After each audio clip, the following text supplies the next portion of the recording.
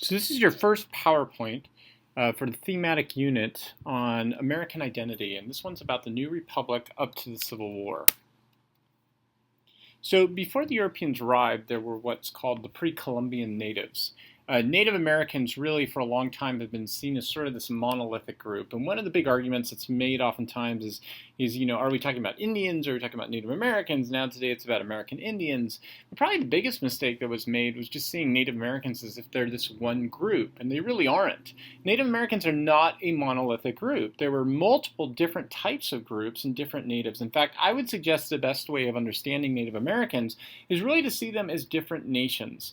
Different groups of people with different lifestyles that oftentimes warred with each other, traded with each other, and fought for balances of power just like any other kingdom or nation state does. I'm just going to name three of the big ones that I want to kind of keep in mind as we're thinking about like patterns of Native Americans. And the first one is Northeastern natives. They lived up in the northeastern coast of the Americas. They tended to be farmers, and they warred with one another for some time until they finally figured out a way to kind of solve that problem. And the way that they solved it was to create a trading confederacy called the Iroquois Nation. Now, you might have heard of this group. They're oftentimes very famous within American history because they eventually became a defensive group as well when it came to Europeans coming over into the region. But the Iroquois natives had started up long before the Europeans came into the area, and they formed as this trading confederacy up by the Ohio River Valley in order to stop the wars in between each other and establish rules and codes for trade. In the southwest of the Americas were the Pueblo natives. They lived in the desert region where they hunted and gathered, and they're pretty famous for being known for carving out huge cities within the rock areas of the southwest. The Pueblo natives are so important because Pueblo natives demonstrate this adaptation to the desert environment and their ability to survive there. Eventually, the Pueblo natives did go extinct, and it had to do with drought issues that eventually led them into looking in all areas to try and find some way to survive. There was even a brief period near the end in which they probably practiced cannibalism, but that only came at the end when the environment did not support them in their ability to find resources. And then last up are the famous ones of the Mesoamerican region, and that's the Aztecs and the Incas. The Aztecs and the Incas were these two massive empires that actually were far bigger than those of Europe. While Europe at this time period had maybe at the most 5,000 to 10,000 people living in their kingdoms, the Aztecs and the Incas tended to have about 200,000 people living in their empires and kingdoms. They created these massive empires that were based upon trade and also based upon tributary taxes. They would go out and conquer local natives. They would allow those natives to then practice their own cultures and religions, but they would have to pay a tax at the end. Of course, the Aztecs and the Incas are also known for human sacrifice, which was a part of their overall system of maintaining control over these local tribes. It also became the way that they were eventually conquered. When the Europeans came into the region, they allied themselves with a lot of these local native tribes that wanted to get out from underneath the subjugation of the Aztecs and the Incas. I think what's important to point out here is that the Aztecs and the Incas actually dwarfed the European kingdoms of the time period, and in many ways modeled after what we're very familiar with European kingdoms, in the sense of a centralized political system with a bureaucracy, with religious leaders, with a taxation system, and a trading system. Frontier contacts.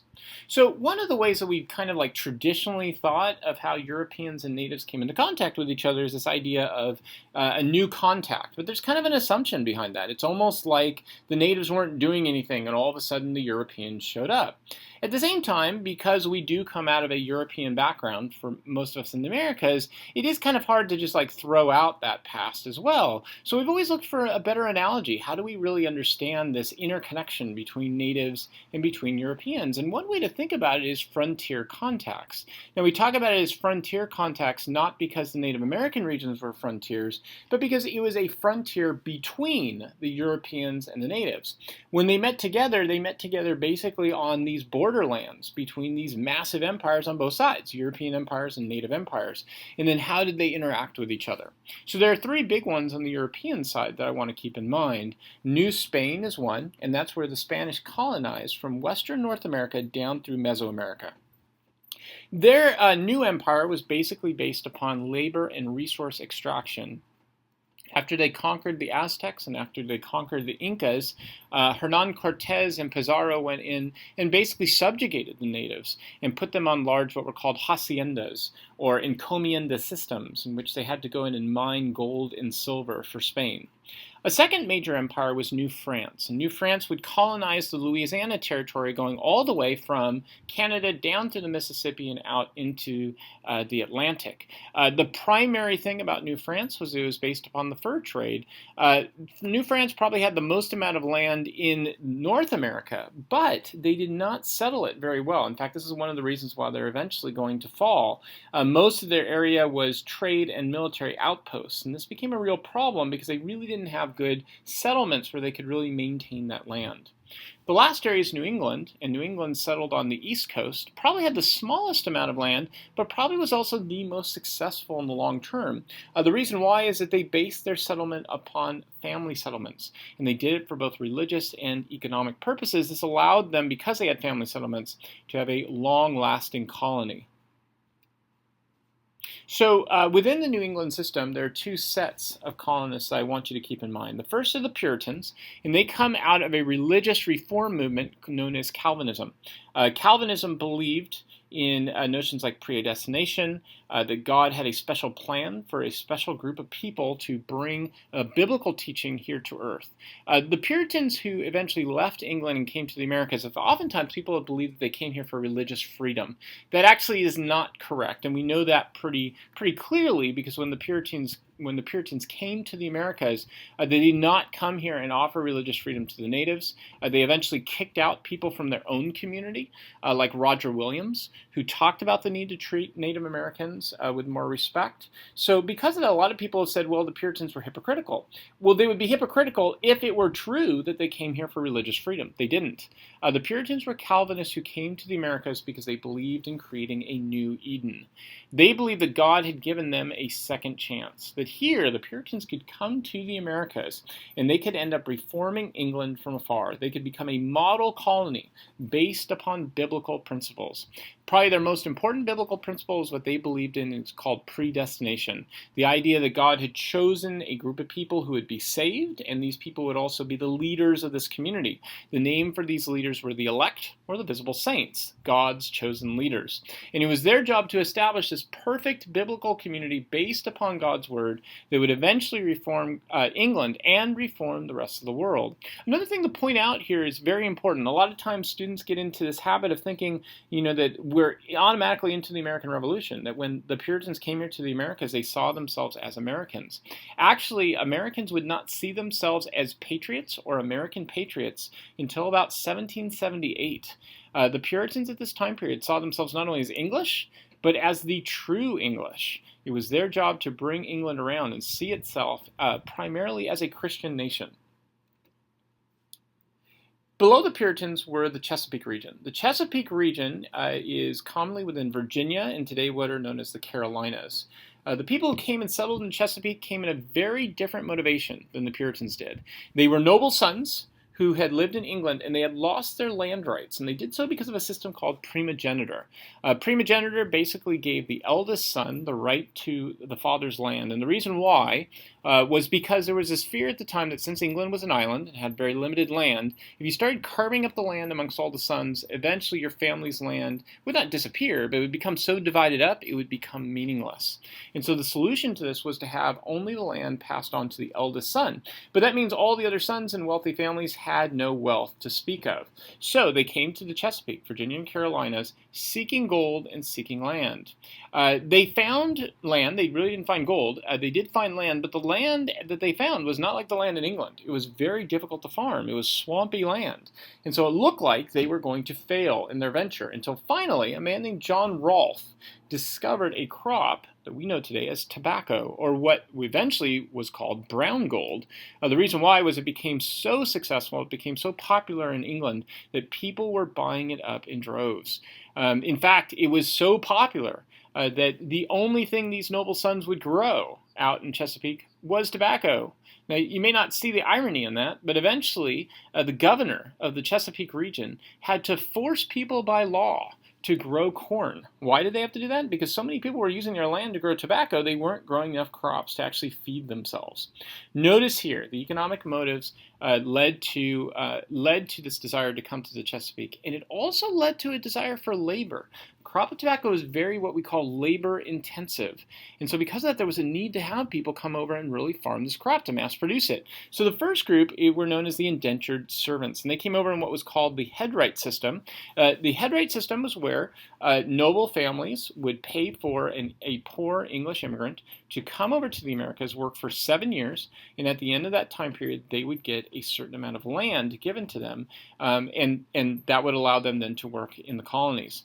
However, over time, as more and more indentured servants came, they were taking up more and more of the land. So at that point, a new form of labor had to be found, and this is where we eventually get the switch over to the African slave labor system.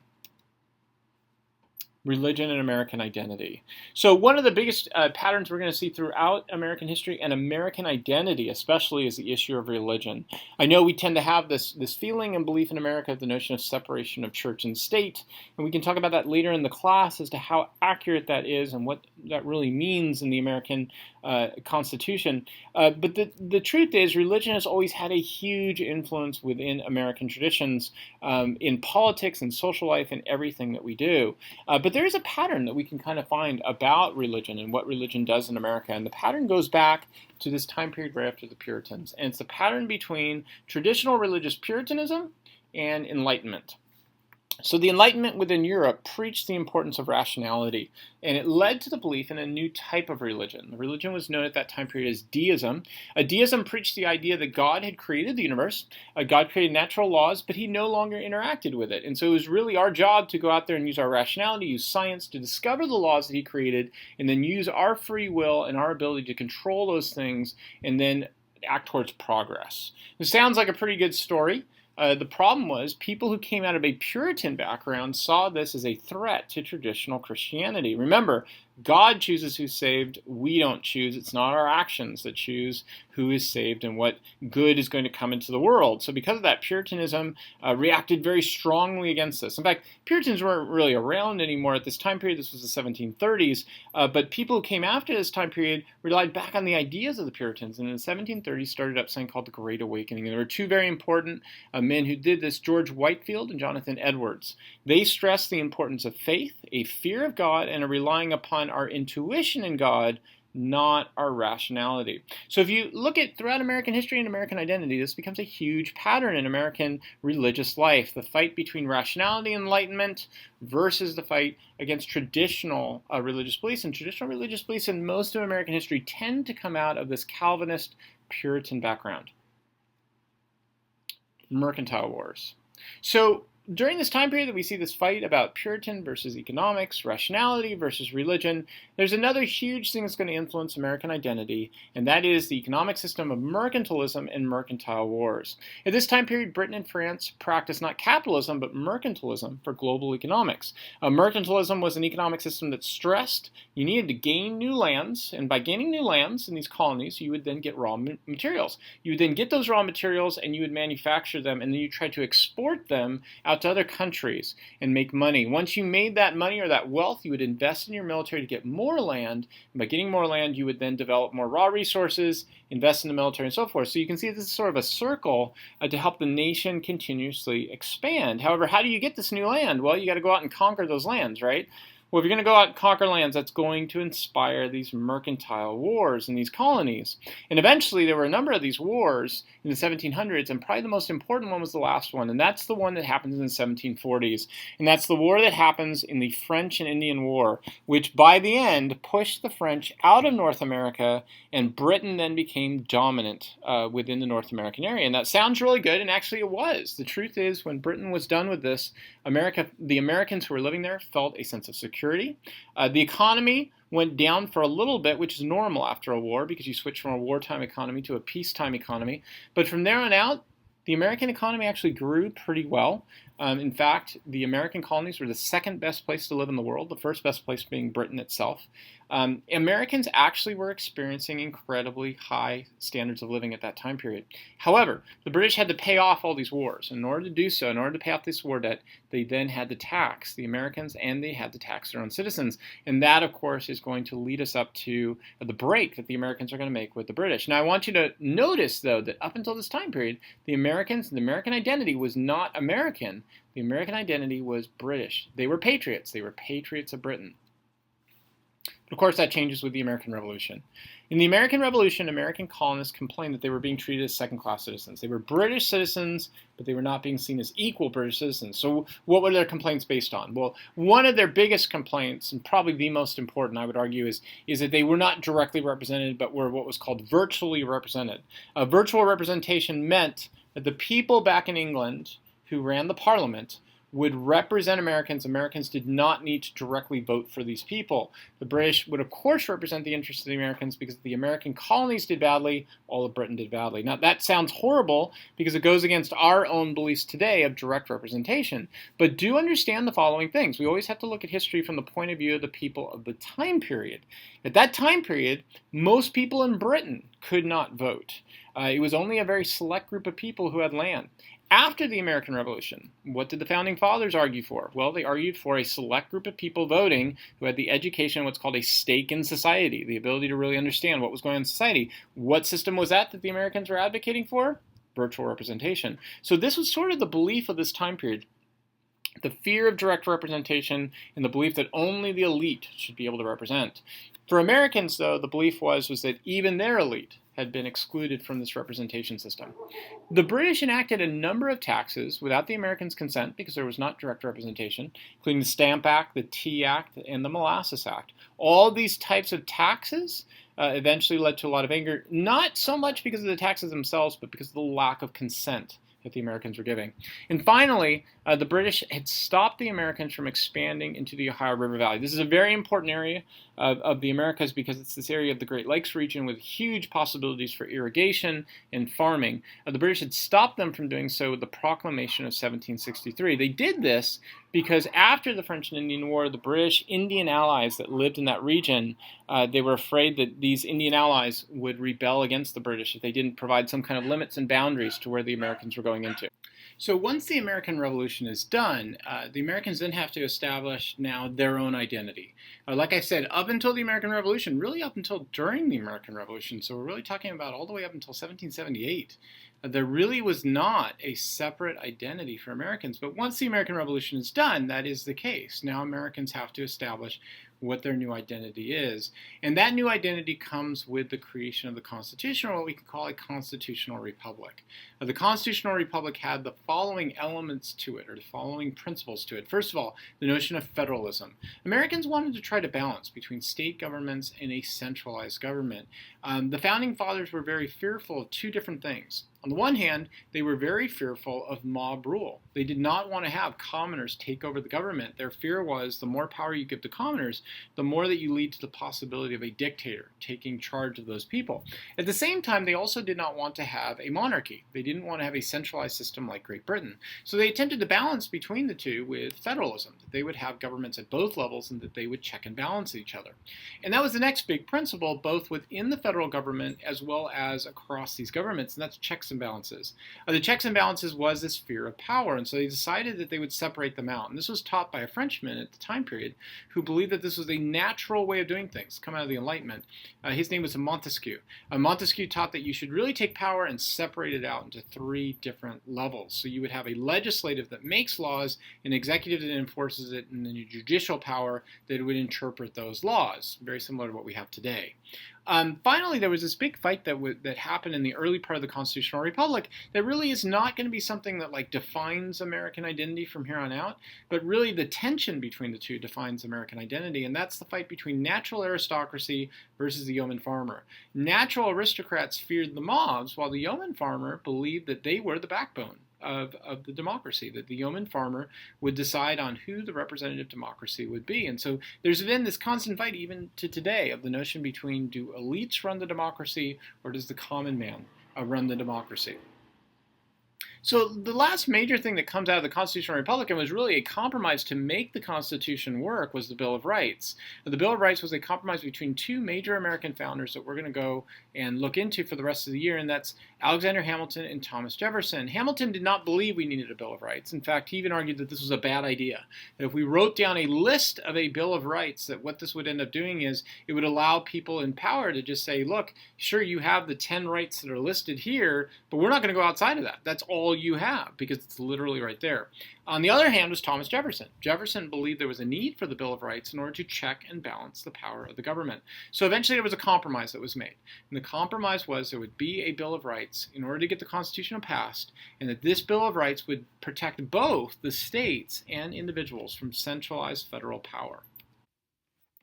So this now brings us to probably the two biggest ideological constructors of America, and that's Alexander Hamilton and Thomas Jefferson. From here on out, these two men are sort of the foundations to the way that we think in America from this point on out.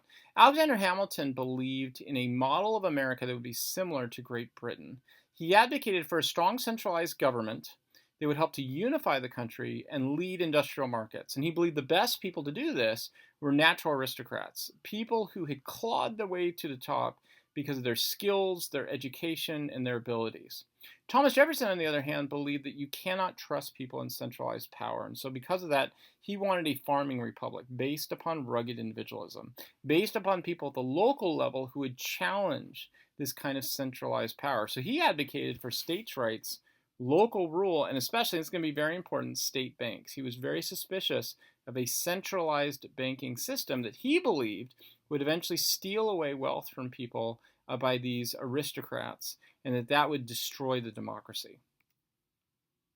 Monroe's era of good feelings. So after Alexander Hamilton and Thomas Jefferson, we lead up to the War of 1812, and the War of 1812 really changes the country and our national identity. After the War of 1812, for the first time, America really feels united as a country. Before this time period, Americans felt that they were members of states first, country second. So if you ask most people, where are you from? They would have said, well, I'm from New York, or I'm from Virginia, or I'm from South Carolina. Then they would have said they're Americans. After the War of 1812, Americans felt like they defeated Great Britain because they were a national country. And so for the first time, there's a sense of national unity.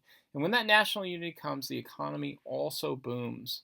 And it's at this time period where you see new transportation systems being created. And this has to do not only with systems that were innovative and systems that were invested in, but also at this time period, we happen to see some creations happening, starting in Great Britain and then coming over to the United States. Things like the steamboat and railroad trains allowing for expansion out to the west. However, this time period, we're also going to begin to see the underlying fault lines between two major systems of living, two major lifestyles in the North and the South, and this creates what's called regionalism. Now, in 1812 to 1820, you are not going to see full-blown regionalism. That does not take place until the 1850s. But you are going to start seeing some of the fault lines laid. And here are the fault lines.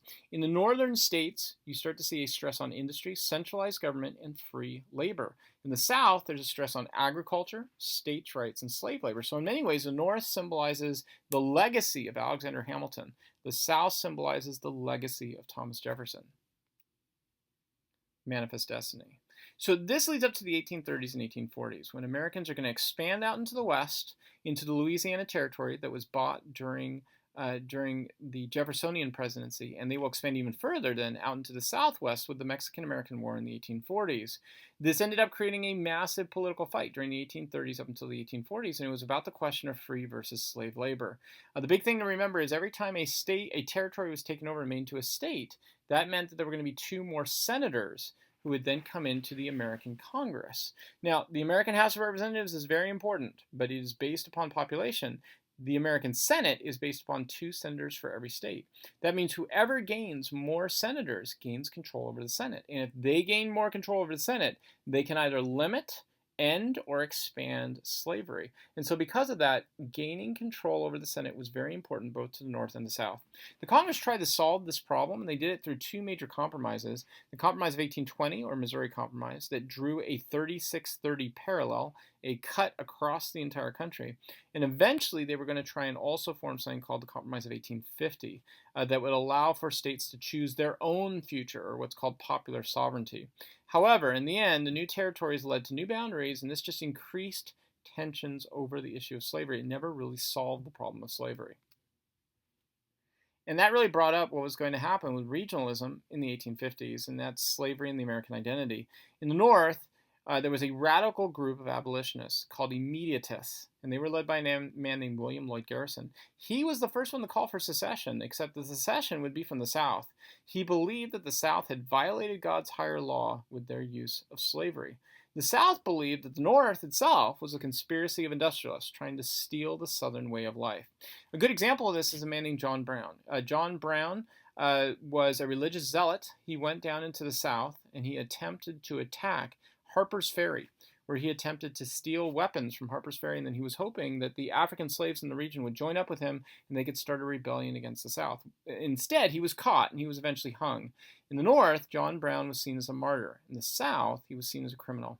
The point of this is that this took place in the mid-1850s. By this time, the North and the South were regionally split, and this notion of an American identity was coming under question as to whether or not there would be a singular identity or there might be a separation in identity between the North and the South. Civil War and regionalism. So the South ended up believing it was an aggrieved party who had been attacked by the industrial North. In fact, to this day, many Southerners do not call the Civil War the Civil War. They will call it the War of Northern Aggression, or the War between the states. Southerners have for a long time seen themselves as an aggrieved party who had been attacked. Well, where does this come from? Well, part of it is racism dealing with slavery itself, but a part of it too goes back to the Jeffersonian identity, the identity of being a yeoman farmer who did not want to be attacked or told what to do by an outside authority, especially outside industrialists. On the other hand, you have Abraham Lincoln. He believed that he was reuniting the country. At the beginning of the war in 1860, slavery was a secondary issue to him. It was not the primary issue. What was important to him was keep the country united. However, by 1863, that changed. Abraham Lincoln came to believe that he was put into office by God to end the evil of slavery. So notice Abraham Lincoln's understanding of American identity goes from a common union to the belief that there's actually a moral crusade against this evil of slavery. By the end of the Civil War, the Constitution was amended. It was amended to end slavery, 13th Amendment, provide equal protection for all people regardless of race, 14th Amendment, and give African Americans the right to vote, the 15th Amendment. So the questioning of an American identity. By the time we're done with the Civil War, you might think, okay, finally we have this unity, we have a sense of what American identity means, but actually it is very unclear. Even though once the Civil War was over, the idea of African Americans being humans, being citizens, being a part of the country was established in law. It was established in the amendments to the Constitution. It ended up not mattering on the ground because the South found a way around this. They found measures to stop the amendments from happening, things like poll taxes, literacy tests, grandfather clauses, and probably the most important, a terrorist organization that started up in Tennessee called the KKK, or the Ku Klux Klan. The North eventually, in trying to fight for black rights, gave up on the possibility of doing so in the election of 1876. In that election, the election was unclear as to what the results were going to be at the very end, and so a backdoor meeting was taken place, and the Republicans agreed that they would allow for Reconstruction, or the end of trying to bring the South back into the country with black civil rights. They allowed that to go away, and as long as the Republicans would gain the presidency, Reconstruction would be over. African Americans were then freed from slavery, but they ended up being placed into almost the exact same situation again. It wasn't legalized slavery, but it was an indebted system called sharecropping, where black people had to pay rents to white landowners who used to be slave owners. And then with all the other things the South was doing, the poll taxes, the literacy tests, and grandfather clauses, and especially the KKK, this just put black people in probably the same situation, and I would argue actually even to a worse situation, because for the first time, African Americans, since they were no longer property, there was no need for a landowner to protect their property from being attacked. So by the end of the Civil War, the American identity is still really up for grabs. We don't know for certain what it is at this point. We have the North seeing it as an industrial power protecting individual rights, moving forward with progress in a new market system. The South trying to reassert racial hierarchy and a sense of of this sharecropping system that will allow for white people to maintain power. So the American identity is still under question. It's something we have to ask in the class. What does it mean to be an American in this complexity of these different regions?